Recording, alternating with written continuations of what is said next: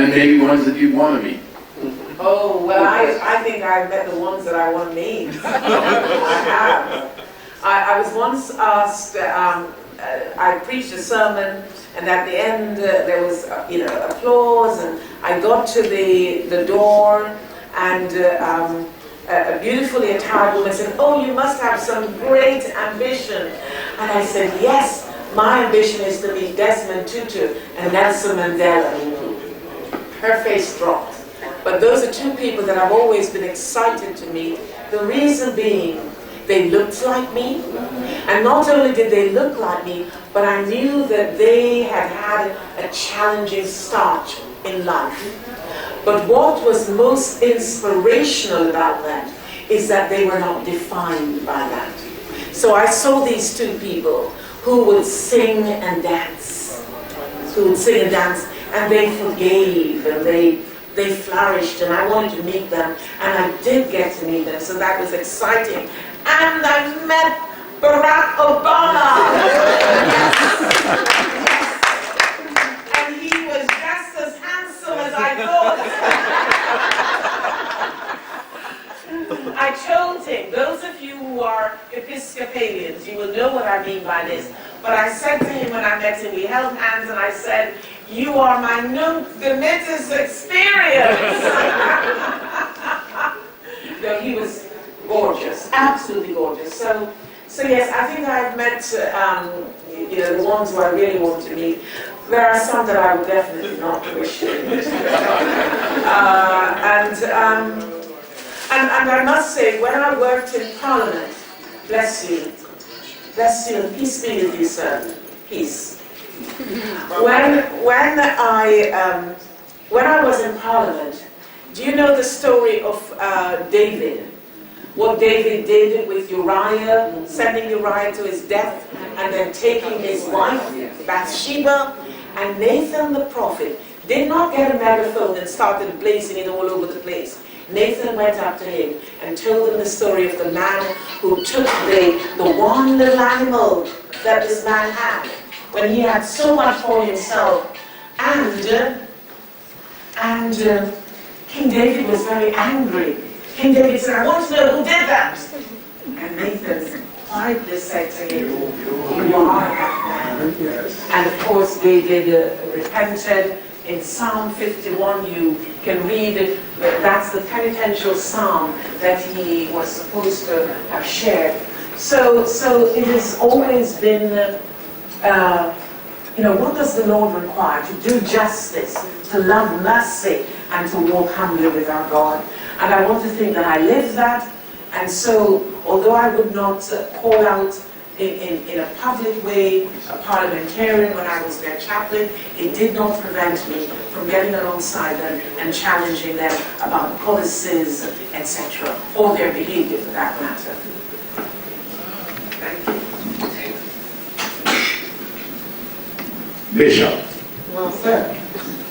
My name is Ewan Pierce, and I am happy that you are the girl from Montego Bay, I said the girl from Obey.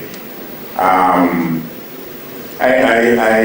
know that you are living in the UK, and I am on this side of the ocean, this side of the pond, if you will. And I know how I feel about a certain term when I hear it. And even though this might be a little bit extra from the topic at hand, I'm interested to know if on your regular days out about your business in the UK, how does it make you feel if and when you hear the term, given that we're now living in the 21st century, you hear the term illegal alien. How does that resonate with you? Yes, thank you. I live in Canterbury Diocese, and it is within the diocese that we have Dover, which is the entrance of the small boats that are coming across. I want to agree with those who say that there is no such thing as an illegal immigrant. I want to say that. And the reason that I say that, and some of you might be uncomfortable with that, and it's okay to be uncomfortable with that. It's okay for us to have different views. The reason I say that, from time immemorial, people have always moved. And let me tell you something, and I like to say this to the Brits. The Brits, I hear them saying, oh, they're not real asylum seekers. They're not real refugees. They're economic migrants. The British were economic migrants when they went all over the world. They were going to make a life. They wanted to make money for their families. Every individual, every human being has the right to wake up and to say, life is not what I want it to be. I am going to search for a new life elsewhere. This is God's world. It is just that we have created, this is mine. And that is, then the other group said, this is mine. So the question for me should not be, do I believe in borders? Yes, we have borders, etc., etc. There's a wonderful passage in Mark's Gospel where Jesus feeds the 5,000. And Jesus asked the disciples, where are these people going to get food from? Because he thought that they might faint on the way home. And you know what the disciples said to Jesus? Oh, don't worry about it. That's nothing to do with you. You've done your bit. You've preached. That's your bit. Don't worry about them. But we're told that Jesus had compassion. Compassion. We are treading dangerously as a world. We are failing in having compassion. There but for the grace of God. There but for the grace of God goes I or us. And so what I want to say basically around this topic is this. Instead of going on and on and on about people coming to our country, what I would want leaders in the West, your president here, my prime minister, and other leaders in the West, what I want them to begin to ask is, why are these people leaving their places of origin? Is it war? And in some instances, it is war.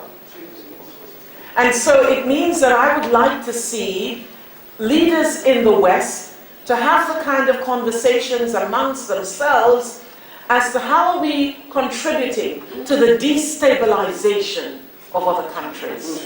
What role are we playing? What is our part in the destabilization? It might be in selling weapons to unscrupulous governments with the thinking that, well, if we don't sell it, somebody else will sell it, so we need to make the profit. That is wrong. So is it war? What are we going to do about it? Is it climate change? And climate change is coming. You're having floods here that you never did used to have. Even though we want to think, oh no, what is that? People are just making it up. So is it climate change? Is it war? Is it poverty? Is it poverty? I heard a young man ask, why do you keep risking your life on a small boat? And he said, because I am hungry. I am hungry, and my people are hungry. For God's sake, how can you hear that and still say, how can we listen to that and still say, well, no, they're human beings, for goodness sake. And actually, it's because we do not respect their humanity. I went to Ghana a few years ago. And when I went to Ghana, I visited the place, the caves, where those who were being enslaved were kept before they were put on ships and brought to America and the Caribbean. And it was disturbing. But do you know what disturbed the hell out of me even more? Was the fact that a church was built above ground. And I remember the rage that I felt inside. How can you be worshiping above ground when you know the conditions that human beings were being held below ground? And you know why they could do that? because they did not think that the people below ground was as human as they are. I think if your president and my prime minister and other leaders in the West recognize the humanity of the people who are trying to flee and make a new life for themselves, they would sit around the table together with the United Nations and they would begin to work about how we can successfully be one world. Thank you.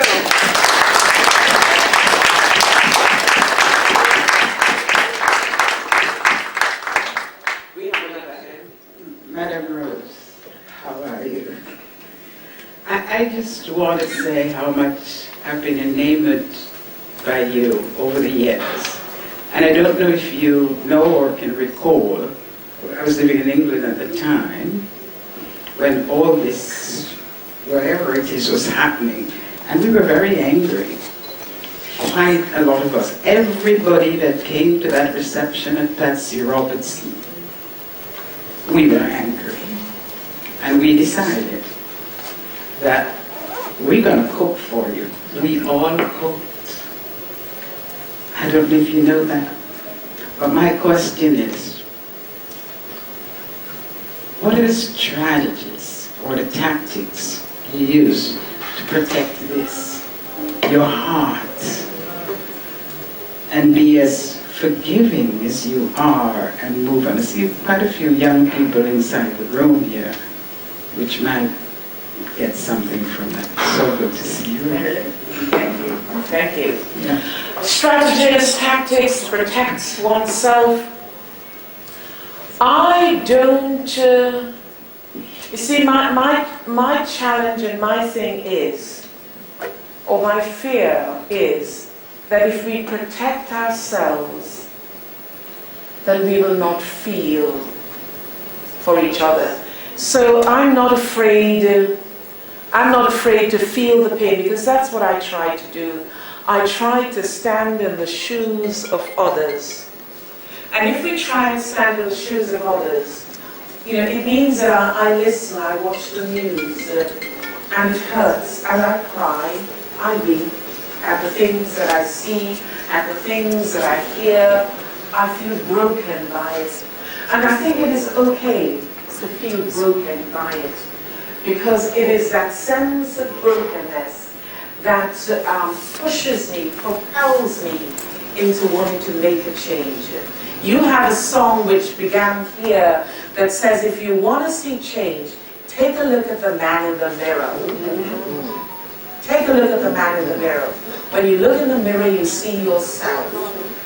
That means we need to be the change that we want to see. So if we build walls around ourselves, if we put on a protective armor, then we're not going to feel. And then we become out of touch. And we live our lives. I went to Madagascar 3 years ago, and in Madagascar I saw these huge walls around houses. And I remember being so angry while I was there and screaming, when you open the gate, do you not see the squalor around you? So I want to feel, and I want to enter into that brokenness, because it is in that place of brokenness that I can begin to strategize about how I can assist in the change that is needed for my fellow human beings.